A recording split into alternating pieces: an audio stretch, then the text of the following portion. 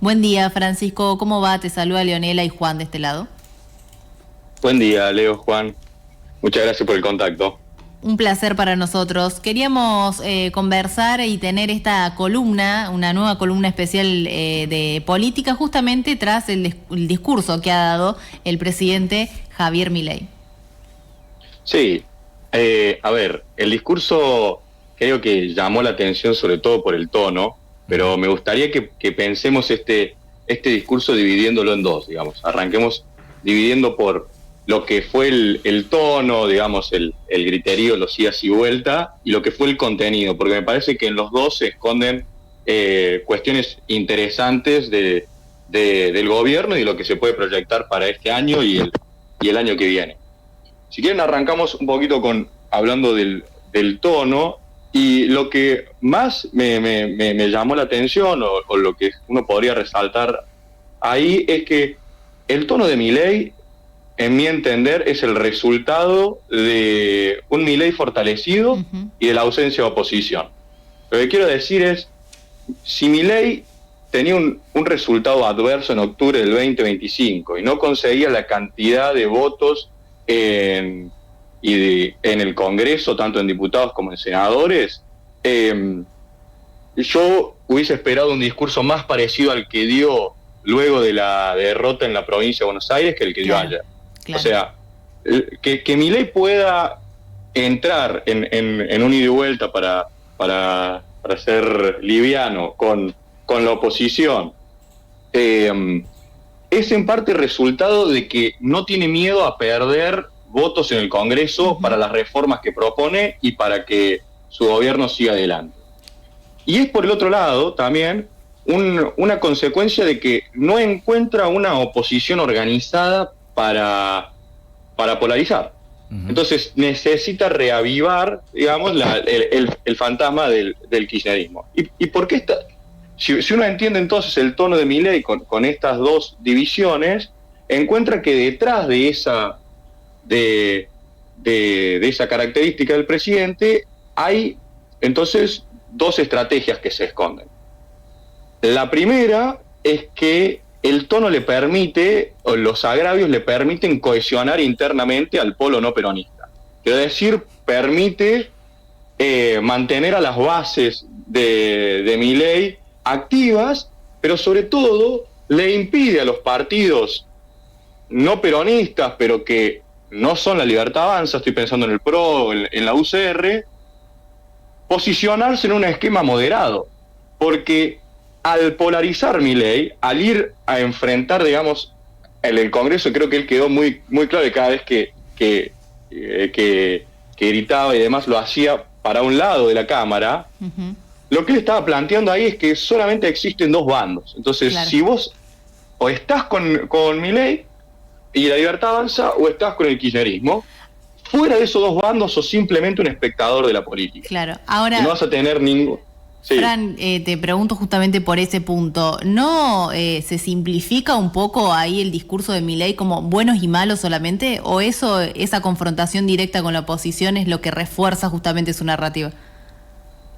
Sí, sin duda hay una simplificación en buenos y malos, pero visto desde el lado del gobierno, si yo lo pienso, digo, a Milei le ha rendido, pero no solo a Milei le ha rendido la simplificación de buenos y malos, digo, a varios gobiernos anteriores.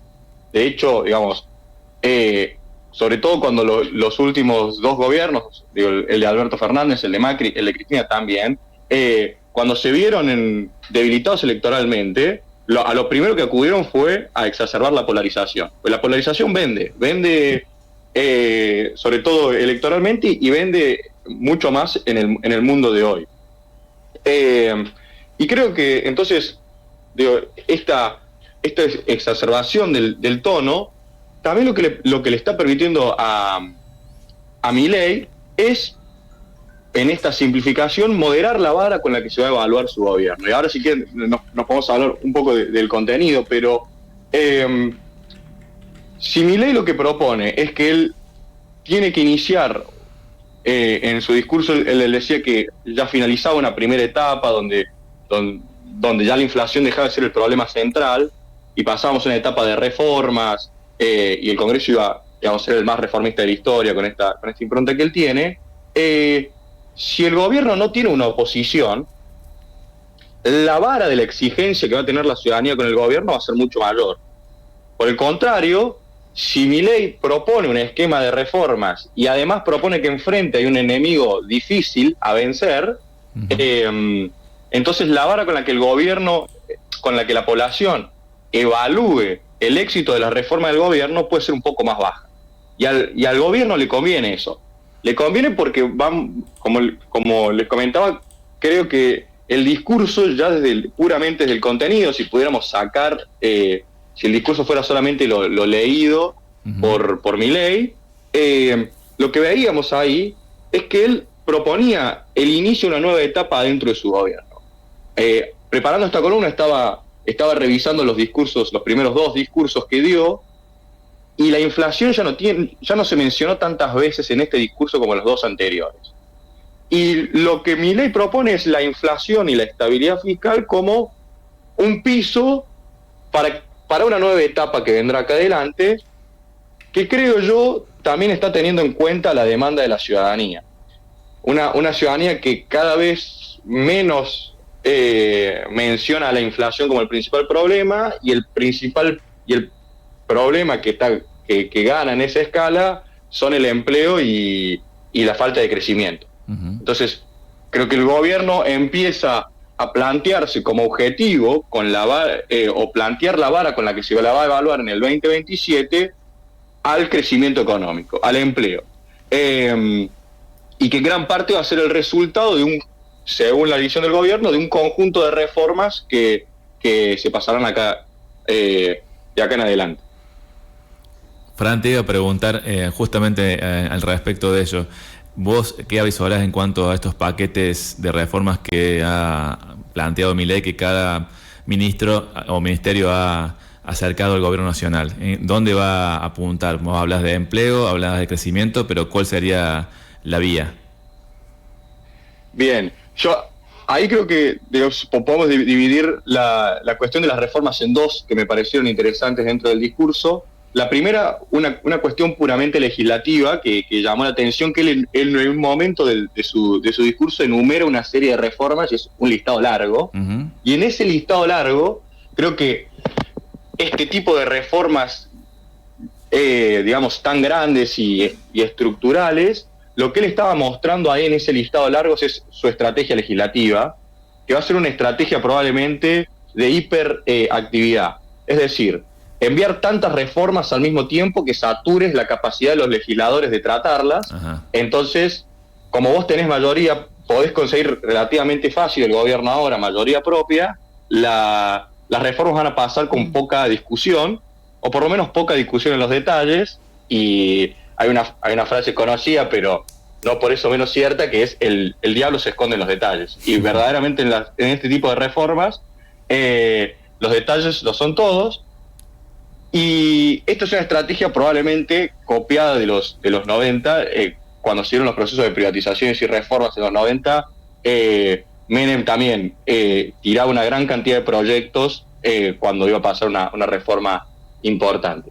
Y el segundo punto, digamos... Si en el debate de una reforma presentada, tanto diputados como senadores ni siquiera leen el proyecto, imagínate presentando 10 reformas juntas, menos. Claro, no, exactamente. La estrategia es que no le des tiempo, digamos, no le des tiempo a analizar, no le des tiempo a las comisiones, no le des tiempo ni siquiera al recinto, y aprobemos todo de un tirón, digamos. Y el segundo punto que me parece interesante, y yendo más al foco de tu pregunta, Juan, es que Milei propone, hay una parte del discurso donde él dice: les quiero contar como la Argentina de acá a 50 años. Y ahí él menciona muy claro cuáles van a ser los motores del crecimiento, que son el agro, la minería, el petróleo, y él menciona la Patagonia con la inteligencia artificial y los data centers. Esto me parece también sumamente interesante, porque seguido de eso Milei entra de nuevo a polarizar, ya no con el kirchnerismo, sino con los empresarios protegidos, digamos, los empresarios industriales que en general, digamos, según el gobierno, se han beneficiado por la protección comercial. Uh-huh. Y creo que esa polarización también es parte de lograr vender una narrativa, vender el nuevo proyecto de crecimiento de Milei como que tiene muy pocos perdedores, que estos perdedores son una élite pequeña. Volvemos si quieren al discurso de la campaña del 23, si en su momento era la casta política, ahora será la casta industrial, si quieren ponerlo de alguna manera. Claro. Y son ellos los que pierden y gana la mayoría, porque la apertura comercial traería mejoras en la eficiencia y menores precios en ciertos bienes de consumo.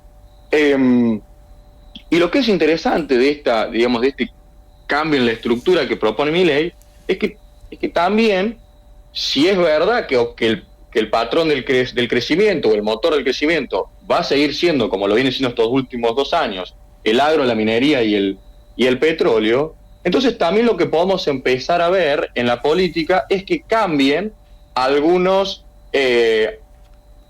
modo la representación. Sobre todo estoy pensando en los legisladores de los partidos peronistas provinciales del norte de la Argentina y de la Patagonia de la Argentina. ¿Por qué pienso esto? Porque el peronismo en esas provincias, en general, cuando uno veía las votaciones en el Congreso o el comportamiento de los legisladores de dichas provincias, era más bien a tratar de conseguir la mayor cantidad de transferencias posibles y a mantener la protección o las regulaciones en favor de un sector en particular. Los limones en Tucumán, por mencionar algo, para poner un ejemplo, sí. Las olivas en La Rioja, a un sector en particular. Bueno, si ahora La Rioja, si ahora Salta, además de tener olivas, tiene minería, tiene litio, si Neuquén, digamos, sigue convirtiéndose en la potencia exportadora a través de Vaca Muerta, es probable que los legisladores empiecen a mutar sus intereses, sus preferencias, a votos más parecidos a un pro mercado internacional, digamos, a un pro inserción de Argentina en el comercio internacional, porque eso es favorable para sus provincias. Lo que me estoy imaginando es que estos legisladores del norte y estos legisladores de la Patagonia empiecen a parecerse un poco más a la forma en la que votan los legisladores de Córdoba, Santa Fe, La Pampa, que más allá de su identificación partidaria, en algunos temas puntuales, sobre todo impositivos o de inserción en el mercado internacional, votan distinto a el kirchnerismo. Uh-huh. Y esto es interesante porque si esto de verdad ocurre, estamos haciendo un poco de especulaciones sobre las propuestas, pero si esto de verdad ocurre, lo que estaríamos viendo es entonces, o tendríamos que seguir cómo se va a reacomodar el peronismo adentro. Claro. Porque el kirchnerismo queda cada vez más reducido a un partido de los municipios del conurbano bonaerense, con sus propias internas adentro de los municipios también, y lo que empieza a aparecer es un conjunto de gobernadores peronistas que, si bien no acuerdan en general con el rumbo del gobierno, tampoco sienten identificación con el kirchnerismo y entienden que existe, digamos, ciertos beneficios para sus provincias por lo menos, y si quieren en el agregado para la Argentina, de algún tipo de inserción en el mercado internacional. Claro. Muy bueno. Fran, ¿vos querías decir algo más? Que te quería preguntar también justamente en eso, ya haciendo un poco de futurología, tenés el peronismo que va orientándose hacia tal vez el voto más oficialista, el kirchnerismo reducido, pero el ajuste se sigue marcando en la economía cotidiana de todos los argentinos y argentinas. ¿Crees que todavía la economía va a ser la que marque, como que dice la frase siempre, que la economía es la que va a predefinir si va hacia el voto hacia el gobierno o si no directamente va hacia un candidato, aunque sea cualquier otro que no sea el oficialismo?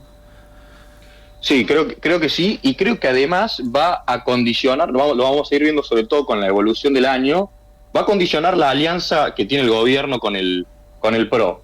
Lo que me estoy imaginando es que si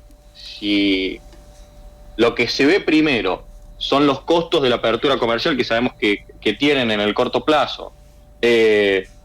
Si lo que seguimos viendo es estancamiento en el crecimiento, probablemente lo que ocurra en la política es que los primeros meses el PRO, la UCR y la Libertad Avanza voten en conjunto ciertas reformas, pero a medida que pase el año, el PRO, la UCR empiecen a ver que su votante está siendo dañado, sobre todo en los distritos donde tienen gobernadores, que existe un espacio para canalizar ese voto no peronista, pero que tampoco le gusta tanto las formas de Milei, porque eso sigue existiendo.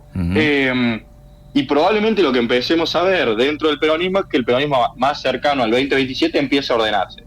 Yo estoy convencido de que el peronismo cerca del 2027 se va a ordenar, porque así lo ha demostrado, digamos, un poco su historia cuando fue oposición.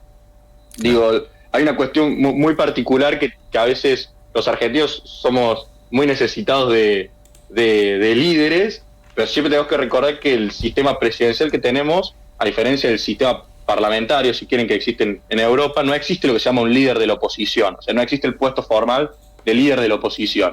Entonces, eso lo que genera es que cuando uno, digamos, es un votante o un ciudadano que no votó al gobierno de turno, busca algún referente en la oposición, pero no existe en la práctica eso.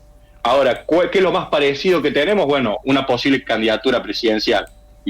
Mientras más nos acerquemos al 2027, probablemente el peronismo empiece a cerrar, veamos cada vez más que cierre su discusión interna, saque algún candidato y se encolumne atrás de ese candidato. Uh-huh. Y sin duda creo que la marcha de la economía va a condicionar el éxito del gobierno y el éxito legislativo también de si las reformas que propuso pasan o no. Y acá una cosita breve, pero que me parece interesante, es que el gobierno, Milei vuelve a mostrar su faceta, digamos, de apostador al riesgo. Una persona que le gusta hacer apuestas riesgosas, porque él podría haber seguido con el discurso de que fue quien salvó a la Argentina de la hiperinflación y demás, que era lo que veníamos escuchando en los últimos 2 años. Y si bien eso lo menciona al principio, lo menciona como un diagnóstico de un punto de partida. Y él, al proponer que lo que se viene es un conjunto de reformas que van a mejorar la economía argentina, le está asumiendo el riesgo de que ya no se lo evalúe más con la baja de la inflación, sino que se lo empiece a evaluar con el crecimiento económico y con el andar, digamos, de la actividad económica y cómo eso llega a las familias. Probablemente también estemos ahí viendo cómo las familias evalúan la dinámica del empleo y el consumo y demás. Fran, muchísimas gracias por la columna de siempre, especiales para Mejor que Ayer, de política. Un placer charlar con vos. Muchas gracias a ustedes por el contacto. Nos vemos, un abrazo.